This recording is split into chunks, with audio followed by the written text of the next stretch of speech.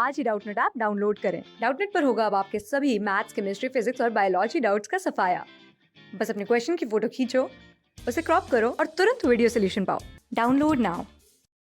इस टॉपिक में हमें variation in acceleration due to gravity discuss करना है। तो जो हमारी एक्सेलरेशन ड्यू टू ग्रेविटी होती है वो क्या होती है? हमने पिछले टॉपिक्स में पढ़ा है कि जो हमारी एक्सेलरेशन ड्यू टू ग्रेविटी होती है वो हमारा वो एक्सेलरेशन होता है जिससे अर्थ हमें या किसी भी ऑब्जेक्ट को पुल करती है अपनी तरफ। तो जिस एक्सेलरेशन से वो पुल करती है उस एक्सेलरेशन को हम बोलते हैं एक्सेलरेशन ड्यू टू ग्रेविटी। इसको हम किससे रिप्रेजेंट करते हैं? स्मॉल जी से। अब इसका जो रिलेशन होता है हमारा स्मॉल जी और कैपिटल जी का, वो हमारा क्या होता है? g is equals to capital G M upon R square, जहाँ पे जो g है हमारे पास ये क्या है? Gravitational constant. इसको हमने ले लिया क्या? Gravitational constant. जो m होता है हमारा ये क्या होता है? मास ऑफ द अर्थ। और जो ये r होता है हमारे पास ये क्या होता है? रेडियस ऑफ द अर्थ। ठीक है, यहाँ स्मॉल जी तो हमें पता है हमारी एक्सेलरेशन ड्यू टू ग्रेविटी, तो ये हमारा रिलेशन होता है ग्रेविटेशनल कांस्टेंट और स्मॉल जी के बीच में, जहाँ पे ग्रेविटेशनल कांस्टेंट हमारा कांस्टेंट ही रहता है क्योंकि इसकी वैल्यू कभी भी चेंज नहीं होती। और जो मास ऑफ दी अर्थ है वो भी हमारा कांस्टेंट ही रहेगा, क्योंकि हमने ये भी डिस्कस किया था कि जो मास होता है किसी भी पार्टिकल का या किसी भी क्वांटिटी का वो हमेशा कांस्टेंट रहता है। अब बात आती है हमारी रेडियस ऑफ दी अर्थ पे। तो जो हमारी रेडियस ऑफ दी अर्थ होती है वो वेरी कर सकती है। कैसे वेरी कर सकती है? कि जो हमारा अर्थ होता है ये, वो आखिर होता क्या है? वो एक स्फीयर होता है। ठीक है, अब इसकी जो रेडियस है वो बिल्कुल फिक्स नहीं होती, क्योंकि जो उसका शेप होता है अर्थ का वो क्या होता है? इरेगुलर होता है, जिस वजह से रेडियस पे भी हमारा इफेक्ट आता है। इसीलिए जो हमारी gravitational acceleration due to gravity है ये किस पे डिपेंड करती है? रेडियस ऑफ द अर्थ पे, जिस वजह से ये हर जगह अलग अलग होती है, मतलब वेरी करती है। तो हम वही डिस्कस करेंगे कि ये कहाँ पे कैसे वेरी करती है। तो हमारा पहला टॉपिक है इसी में, effect of shape of the earth on acceleration due to gravity. तो जैसा कि हम जानते हैं जो हमारी अर्थ होती है वो क्या होती है? वो फ्लैटेंड होती है, मतलब फ्लैट होती है। कहाँ पर? पोल्स पर। और जो इक्वेटर होता है, इक्वेटर पे वो बल्ज आउट करते हैं, मतलब बाहर की तरफ होती है, जिस वजह से जो हमारा रेडियस होता है पोल्स पे वो क्या होता है? कम होता है। बट जो हमारा रेडियस होता है इक्वेटर पे वो हमारा मैक्सिमम होता है। तो ये सपोज हमने आर पी ले लिया, radius of the earth at poles. ठीक है, और जो हमारे पास आर ई है ये क्या हो जाएगा? Radius of earth at equator. तो जो हमारा acceleration due to gravity at poles होगा वो क्या हो जाएगा? G M upon R P square.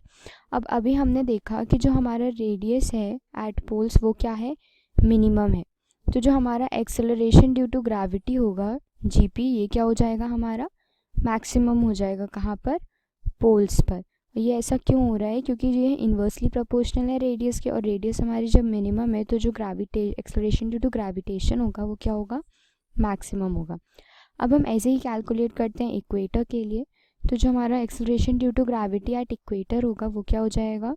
Ji e is equals to G M upon R e square. ठीक है, तो जो हमारा आर ई होता है वो क्या होता है? मैक्सिमम होता है। क्यों मैक्सिमम होता है? क्योंकि जो हमारा अर्थ होता है उसका शेप क्या बाहर को आता है। जब अर्थ का शेप बाहर को आएगा तो उसकी रेडियस भी ज़्यादा होगी, तो जिस वजह से हमारी आर ई मतलब radius of the earth equator पे मैक्सिमम होती है, जिस वजह से जो हमारा एक्सेलरेशन ड्यू टू ग्रेविटी होता है वहाँ पे वो क्या होता है? मिनिमम होता है।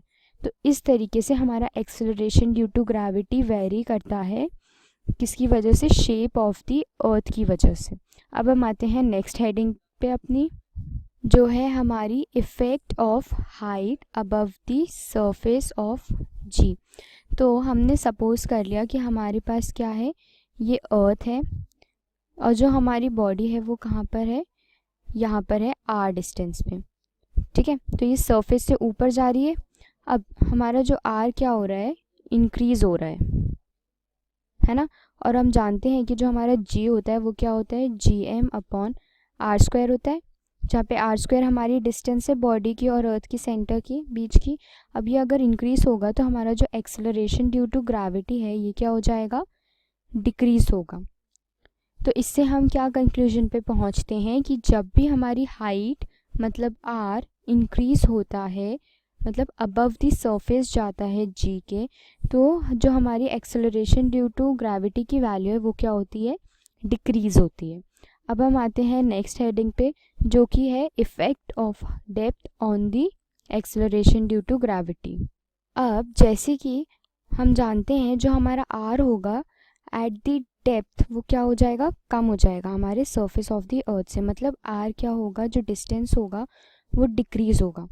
तो आप लोग सोच रहे होंगे कि जब हमारा r डिक्रीज़ हो रहा है तो जो हमारा एक्सेलरेशन ड्यू टू ग्रेविटी है वो क्या होना चाहिए, इंक्रीज़ होना चाहिए।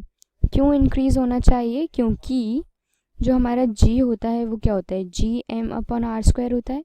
तो g हमारा इन्वर्सली प्रोपोर्शनल होता है डिस्टेंस के। अब डिस्टेंस हमारी डिक्रीज़ कर रही है, मतलब ऑब्जेक्ट हमारा जब डेप्थ पे जा रहा है अर्थ के, तो जो हमारा एक्सेलरेशन ड्यू टू ग्रेविटी है वो बढ़ना चाहिए। बट इसका सही रीज़न है कि जो हमारा एक्सेलरेशन ड्यू टू ग्रेविटी है वो क्या होता है, डिक्रीज़ करता है जब जब हमारी जो डेप्थ है वो बढ़ती जाती है। मतलब r भी जब डिक्रीज़ करता है तो जो हमारी एक्सेलरेशन ड्यू टू ग्रेविटी है वो भी डिक्रीज़ करती है इस केस में। और ऐसा क्यों होता है ये हम आगे की क्लास में पढ़ेंगे। तो ये था हमारा discussion variation of acceleration due to gravity पर। क्लास 6 से 12 से लेके नीट, IIT, जेई मेंस और एडवांस के लेवल तक 10 मिलियन से ज्यादा स्टूडेंट्स का भरोसा। आज ही डाउनलोड करें डाउटनेट ऐप या व्हाट्सएप कीजिए अपने डाउट्स 8400 400 400 पर।